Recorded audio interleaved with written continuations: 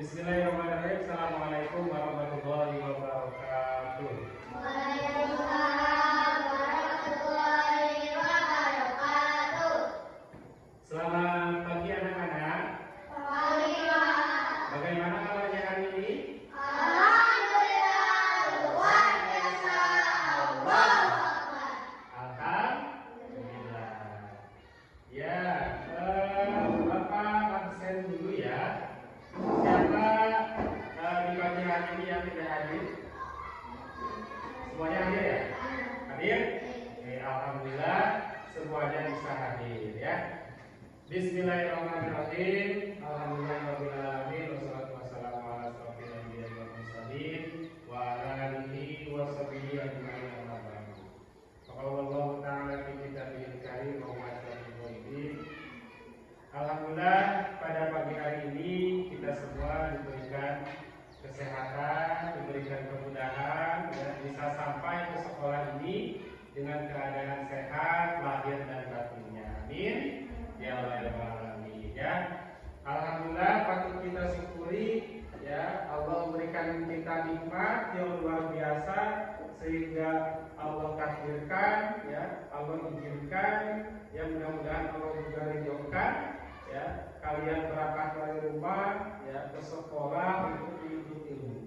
Mudah-mudahan kalian dimudahkan dalam menuntut ilmu. Mudah-mudahan kalian diberikan keberkahan dalam menuntut ilmu. Amin ya Allah ya Rabbal alamin. Oke. Pada pembelajaran kali ini kita akan belajar tentang berpikir komputasional. Oke, sebelum kita ke pembelajaran ya, marilah kita berdoa dulu. Silakan untuk doanya dipimpin oleh KM ya, oleh Zahra. Silakan Zahra dipimpin untuk berdoa. Siap beri salam.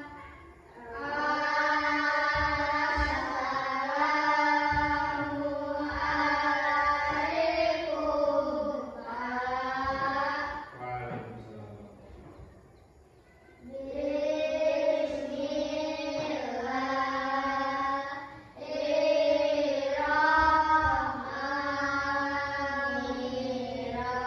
Bismillahirrahmanirrahim. Selanjutnya marilah kita menyanyikan lagu Indonesia Raya ya.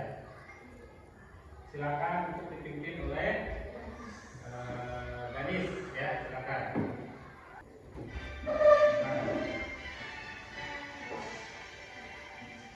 Indonesia tanah airku, padaku di segala.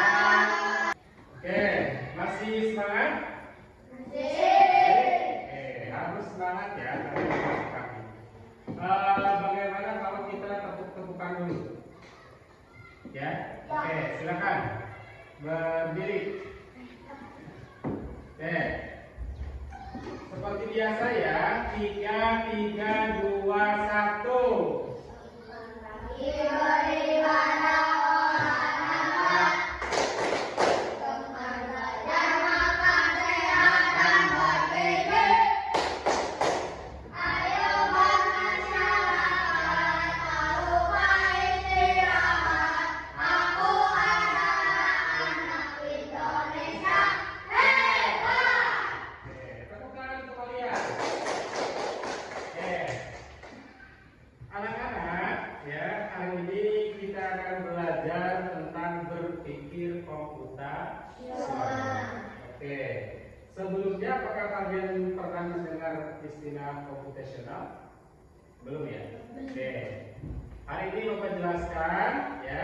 Jadi ada tujuan pembelajarannya yaitu menjelaskan pengertian berpikir komputasional.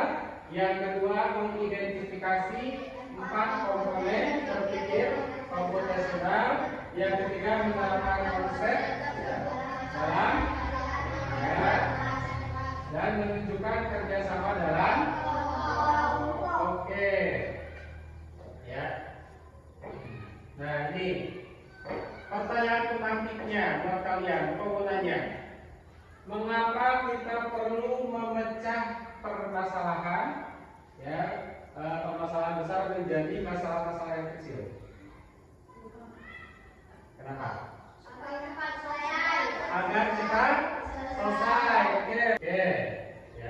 Lanjut ke pembahasan. Ya, apa itu berpikir komputasional? Nah, di situ sudah dijelaskan bahwa berpikir komputasional itu adalah proses menguraikan masalah besar menjadi bagian-bagian masalah kecil, ya. Nah, yang lebih sederhana. Ya, jadi masalah yang besar itu diuraikan menjadi masalah-masalah kecil. Ya, dibagi menjadi beberapa bagian masalah kecil supaya apa? Supaya lebih mudah diselesaikan. Ya, itu adalah berpikir komputasional. Nah, berpikir komputasional ini adalah cara berpikir yang logis dan sistematis. Ya, logis itu apa? Masuk akal. Oke, kalau sistematis? Berulang. Ya, jadi kita belajar berpikir sesuatu yang masuk akal, ya, dan juga sistematis. Sistematis itu mengurutkan, menguraikan, ya, menguraikan permasalahan, diuraikan masalah besarnya itu diuraikan supaya lebih mudah diselesaikan, supaya lebih cepat diselesaikan, sehingga masalah yang besar itu terlihat kecil, ya. Itu kelebihannya ketika kita menggunakan cara berpikir komputasional. Kita melihat masalah yang besar, ya. Ketika itu kita menggunakan berpikir komputasional, maka itu masalah terlihat kecil dan lebih mudah diselesaikan. Ya, baik itu tentang permasalahan di kehidupan sehari-hari ataupun di dalam pembelajaran. Ya, jadi berpikir komputasional itu bukan hanya soal pembelajaran saja, tetapi dalam kehidupan sehari-hari pun itu bisa diterapkan. Ya, oke. Selanjutnya, kenapa harus asah berpikir komputasional? Kenapa kita harus berpikir komputasional? Ada yang tahu nggak? Yang pertama tadi kan agar lebih cepat diselesaikan, agar mudah diselesaikan. Ya, nah di sini juga ada ya keterampilan masa depan. Nah, di masa depan salah satu kemampuan yang paling dibutuhkan adalah berpikir komputasi. Ya, komputasi itu berpikir seperti komputer. Ya, tahu komputer? Oke, kita itu diajarkan berpikir seperti komputer. Ya, komputer, ya, kalau ingin menyalakan komputer, mau ujuk-ujuk nyala, ya. Ya, tidak langsung nyala. Pasti kalau ingin menghidupkan komputer itu harus tersusun, harus tersistematis. Yang pertama harus dicolokkan dulu powernya, ya kan? Kan nggak mungkin langsung nyala. Ya, dicolokkan dulu powernya. Setelah itu di monitornya disambungkan ke CPU. Setelah itu bisa dinyalakan. Ya, nggak mungkin langsung nyala. Pasti harus ada tahapan-tahapan dulu yang tersistematis supaya itu bisa nyala.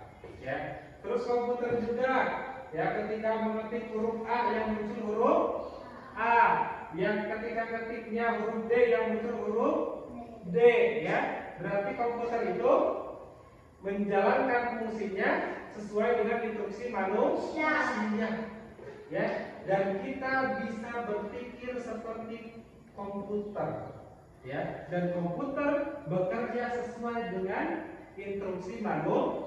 Jadi tetap komputer itu berada di dalam kuasa manusia. Karena komputer tidak akan bekerja, tidak akan nyala, tidak akan ada fungsinya kalau tidak difungsikan oleh manusia. Ya. Terus dunia semakin digital. Nah, kecanggihan teknologi diintegrasikan ke dalam kehidupan kita sehari-hari dan itu sangat meningkat. Ya. Sekarang itu serba digital. Ya, anak-anak serba digital.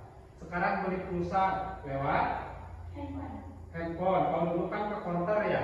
Kalau sekarang kan ada mobile banking, bisa. Ya. Terus apa lagi?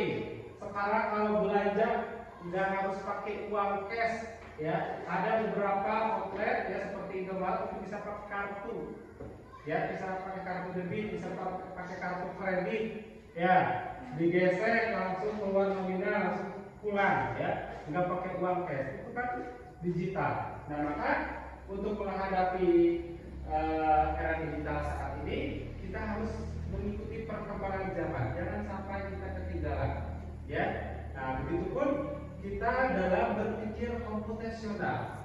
Ya, dalam hal apapun, ya, kita harus berpikir komputasional ya, supaya kita melihat masalah yang besar itu terlihat menjadi lebih kecil. Oke, ya.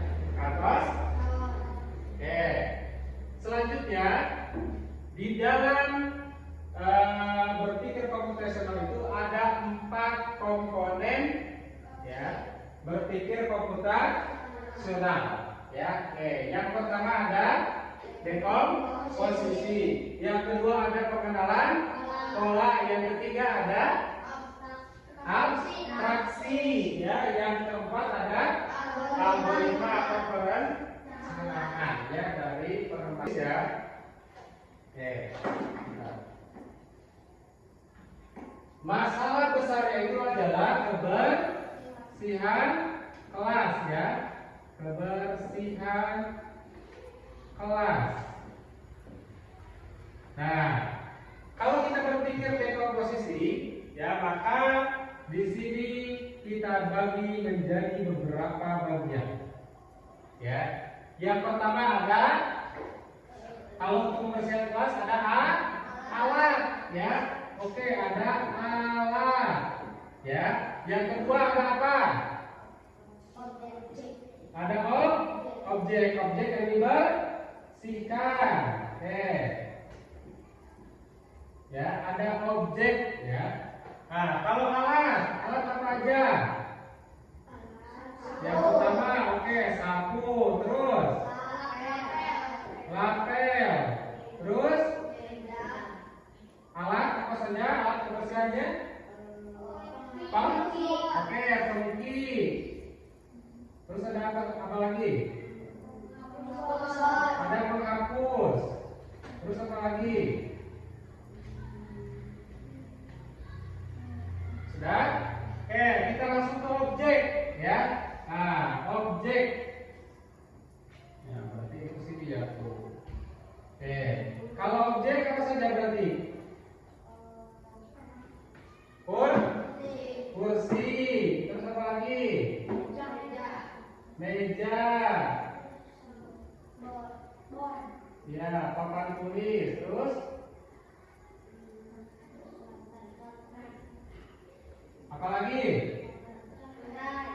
Lantai. Terus apa lagi? Jendela, pintar. Ke sini. Jendela. Terus apa lagi? Apa lagi? Buku, ya, buku juga harus dirapikan, ya. Buku, ya, cukup, ya.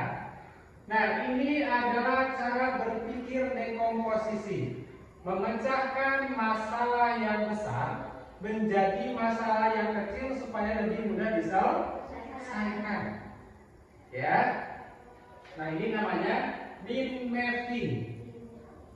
Ya, ini namanya apa? Mind mapping, ya. Nah, dibikin peta konsep, ya, atau dicabangkan. Mau itu bentuknya diagram, mau bentuknya seperti peta konsep, silakan, ya. Yang penting masalah yang besar itu dibagi menjadi bagian-bagian kecil. Supaya apa? Supaya lebih mudah diselesaikan. Oke, itu, ya. Dekomposisi. Lanjut ke yang kedua, pengenalan pola. Nah, pengenalan pola atau pattern recognition, mencari kemiripan, ya, atau pengulangan dalam data atau kejadian yang membantu memprediksi atau menyederhanakan masalah. Nah, ini contohnya, sampah selalu menumpuk di area kantin setelah istirahat. Nah, maka polanya pola lokasi dan juga waktu, ya.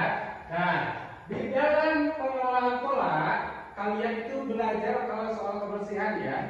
Oh, di kelas kita itu nih sering barak, ya, kalau istirahatnya syukur sampah-sampah misalkan, ya, ataupun alat-alat alat pembersihnya itu berantakan. Kenapa ini bisa terjadi? Ya, lalu kalian amati, oh ternyata waktu pagi-pagi itu ya banyak anak-anak yang membuang sampah sembarangan ya. Setelah membersihkan kelas, satunya disimpan di mana? Wae, misalkan sembarangan menaruh alat pembersihnya tidak ditempatkan pada tempatnya. Nah, itu kalian sudah tahu polanya, ya. Oh, polanya itu karena kita tidak menempatkan sesuatu pada tempatnya, ya. Nah, makanya contohnya sampah selalu menumpuk di area kantin setelah istirahat, ya. Maka polanya lokasi dan waktu. Nah, sudah ketahuan nih, ya. Ternyata yang kedua itu pengelolaan polanya.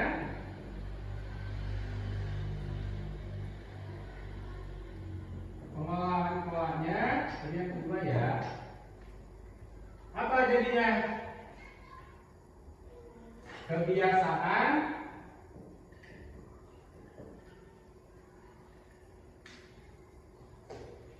membuang sampah, ya, sampah sembarangan. Oke. Ini yang pertama. Yang kedua apa? Tidak menaruh alat pembersih, ya, pada tempatnya.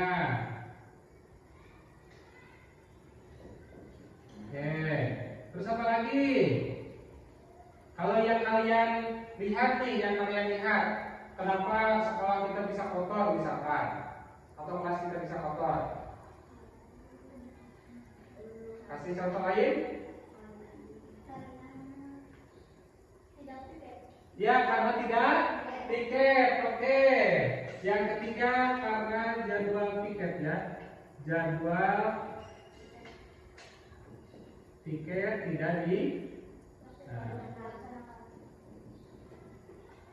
tidak dilaksanakan, ya. Nah, sudah cukup dulu ya, cukup 3. Itu pengenalan pola. Jadi sudah ketahuan nih, ini jadwal posisinya, ini pengenalan polanya. Oh, pengenalan pola ini sudah ketahuan nih, ada 3 poin ya. Kebiasaan membuang sampah sembarangan, tidak menaruh alat pembersih pada tempatnya. Yang ketiga, jadwal piket tidak dilaksanakan, ya. Lanjut. Nah, kemudian ada abstraksi. Ya. Abstraksi itu adalah memilih informasi yang relevan dan mengabaikan data yang tidak perlu sehingga masalah lebih sederhana. Nah, contohnya untuk jadwal piket yang penting siapa, kapan, tugasnya tidak perlu catat seragam. Nah, di dalam abstraksi kalian diajarkan untuk memfilter permasalahan yang pentingnya saja dan mengabaikan informasi-informasi yang tidak penting. Ya. Nah, ini Bapak kasih contoh kalian. Contohnya adalah tentang pengelolaan kebersihan ya, untuk jadwal piket.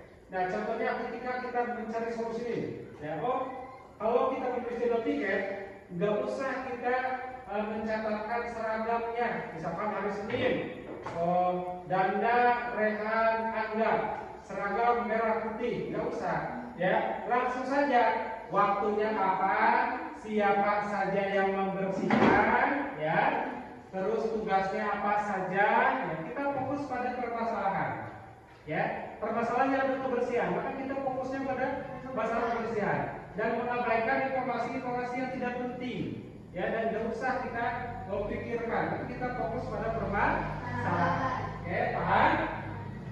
Oke, itu abstraksi. Ya, kita fokus pada permasalahan dan mengabaikan informasi yang tidak penting. Ya, oke. Lanjut ada algoritma. Algoritma itu adalah perencanaan ya, langkah atau strategi dalam menyelesaikan masalah. Nah, menyusun urutan langkah jelas untuk menyelesaikan tugas atau masalah. Nah, Ketika kalian sudah mencatat ya 3 komponen, yang pertama tadi komposisi, pengenalan pola dan atraksi. Setelah kalian sudah mencatat 3 komponen ini, maka kalian mencatat yang terakhir yaitu algoritma atau menyusun strategi dalam menyelesaikan masalah. Ya, oke. Sekarang kita susun dong permasalahannya. Ya, contohnya, ya, yang pertama kita buat jadwal tiket. Ya, jadwal tiket. Jadwal tiket diberlakukan.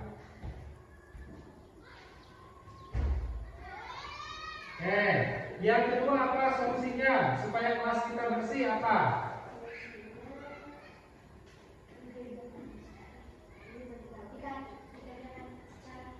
Ya, dikerjakan secara bersama-sama, boleh.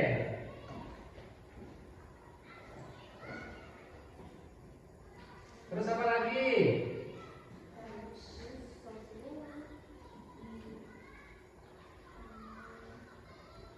Terus, nah ini kan masalah nih, pengenalan pola, tidak menaruh alat pembersih pada tempatnya. Berarti kita harus menentukan di mana tempat alat kebersihan.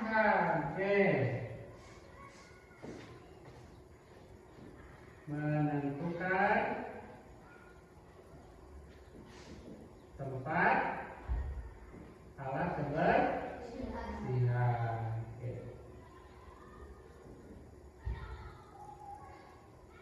Lanjut, apa lagi nih? Kebiasaan membuang sampah sembarangan. Gimana solusinya supaya tidak membuang sampah sembarangan? Ya, membuat poster, boleh. Poster tentang menjaga lingkungan sekolah.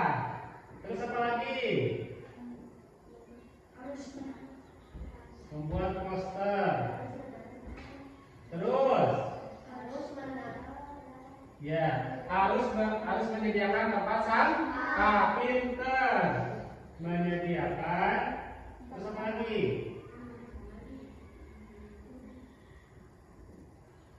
Terus apa lagi?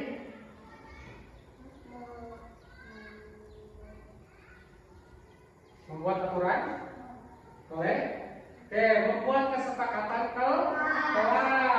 Bagus.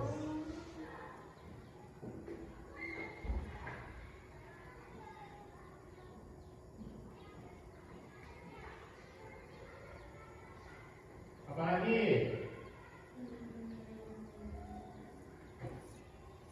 Apa lagi? Sudah? Kita anggap sudah ya.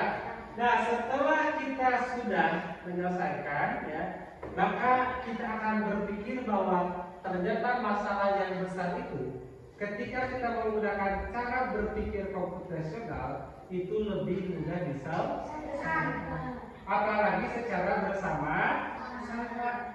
Ya. Jadi kita melihat permasalahan yang besar itu menjadi lebih kecil ketika kita berpikir komputasional. Ya, apakah bisa diterapkan dalam kehidupan sehari-hari? Bisa? Bisa. Contohnya apa? Dalam kehidupan sehari-hari, ya contohnya nih, kalian sering bangun kesiangan. Ya, nah maka kita tuliskan dulu ya permasalahannya. Misalkan bangun kesiangan.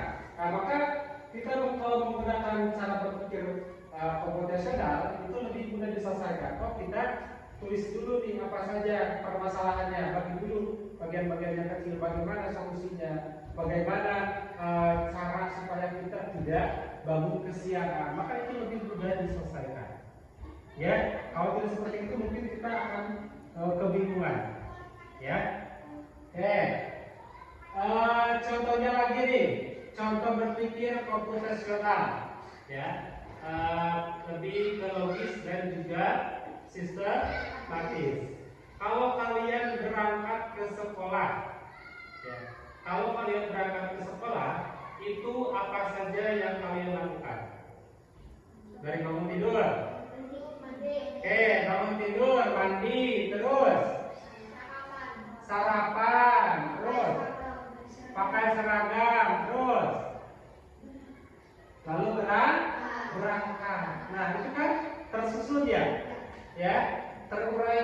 ya tersusun dari mulai bangun tidur sampai ke sekolah itu ditulis. Ya, maka itu juga sama berpikir komputasional. Ya, nah kalian itu kan nggak mungkin ujung-ujung di sekolah, ya? Nggak mungkin kan? Tiba-tiba bangun tidur terus di sekolah, enggak kan? Pasti ada tahap-tahapannya supaya kalian dari rumah itu sampai ke sekolah. Sebelum ke KPD, ya, ada yang ditanyakan? Silakan. Apakah bisa berpikir komputasional dalam pelajaran? Boleh, bisa, sangat-sangat bisa. Ya, Bapak kasih contoh, contohnya pelajaran Pancasila. Nah, nilai-nilai Pancasila. Oke, Bapak kasih contoh ya. Nilai-nilai Pancasila. Oke, ini kalau diintegrasikan pada pembelajaran, misalkan nilai-nilai Pancasila. Oke. Nah, yang pertama, sila Pancasila itu ada apa saja? Ketuhanan yang Maha Esa.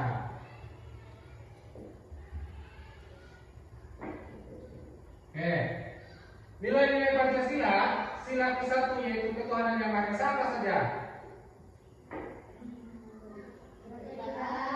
Oke, yang pertama ibadah, contoh ibadahnya apa?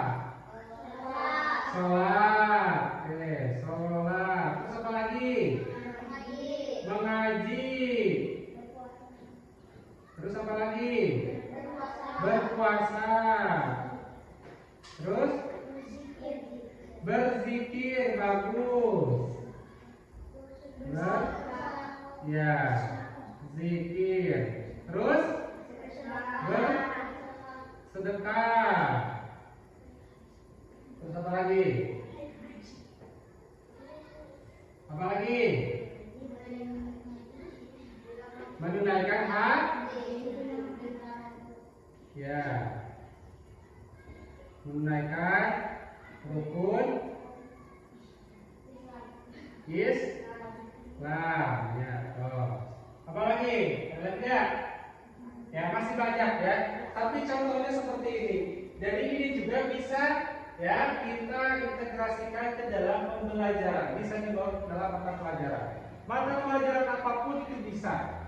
Ya, mau bahasa Inggris, mau bahasa Sunda, bahasa Indonesia, semua pelajaran itu bisa menggunakan cara berpikir komputasional. Karena berpikir komputasional itu memecahkan berbagai permasalahan yang besar menjadi masalah yang kecil supaya lebih mudah diselesaikan. Paham? Oke. Ada yang ingin ditanyakan lagi? Paham? Paham? Oke. Masih semangat? Oke, kita ice breaking dulu ya. Untuk ice breakingnya kita tepuk-tepukan. Tapi kalian harus yang semangat. Oke? Siap? Jangan berdiri. Angkat. Ya, tepuknya tepuk pelajaran Pancasila. Oke. 3, 3, 2, 1.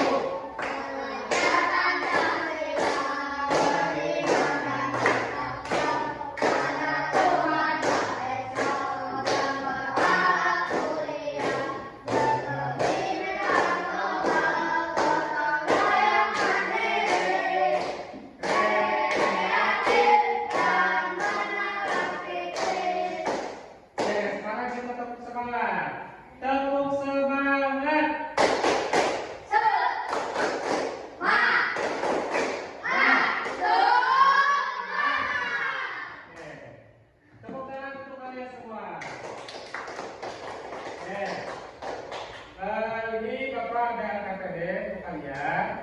Bapak bagi jadi 3 kelompok ya. Silakan kalian kerjasama dengan teman sebangku kalian untuk mengerjakan soal ini. Ya, Bapak harap kalian bisa mengerjakannya dengan mudah setelah Bapak jelaskan tadi ya. Oke, Bapak bagikan KPD-nya.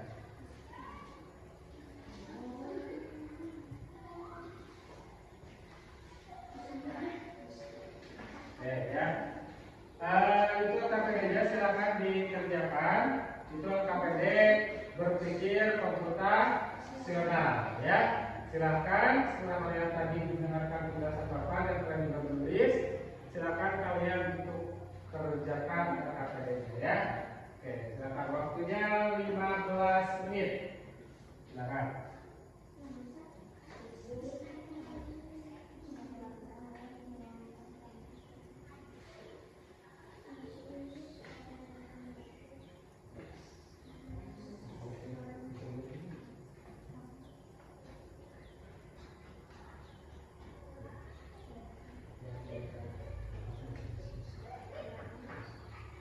Silakan kalian berdiskusi ya, berdiskusi dengan teman sebangku kalian, ya, bertukar pikiran, oke?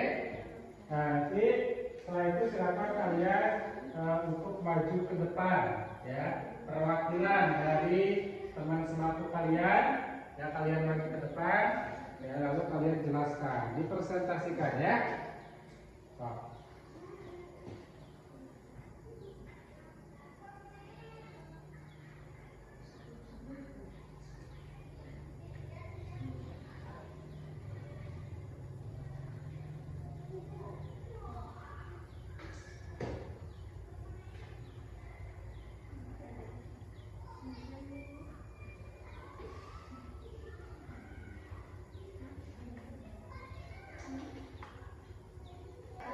Sudah semuanya?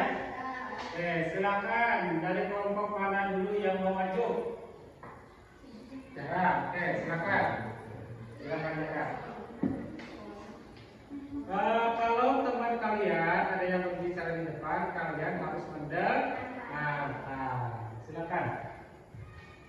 Assalamualaikum warahmatullahi wabarakatuh. Waalaikumsalam. warahmatullahi wabarakatuh.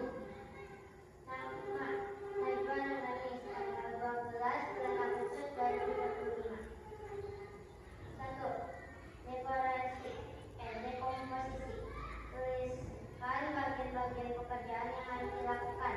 1. Membereskan buku. 2. Menyapu dan membongkar lantai.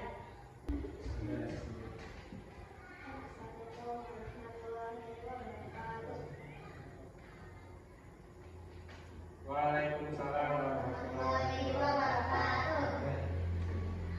Nama Allah Randy, tanggal 12 Agustus 2025. 1. Dekomposisi. Tuliskan. Silakan.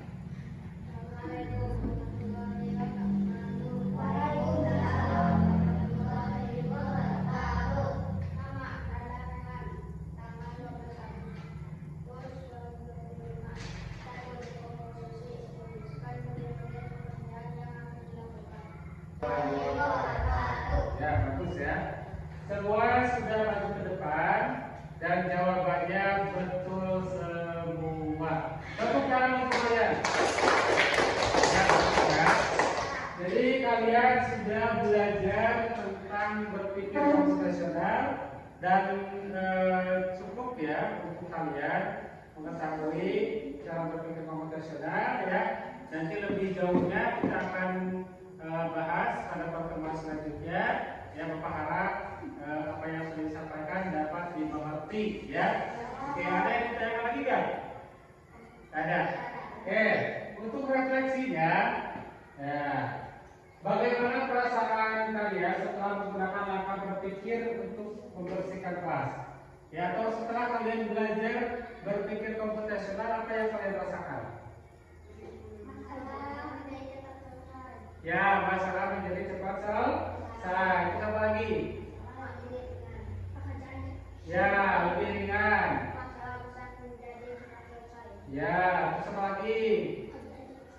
Iya, bagus ya. Pada intinya, dengan cara berpikir komputasional itu lebih memudahkan dalam menyelesaikan masalah. Oke.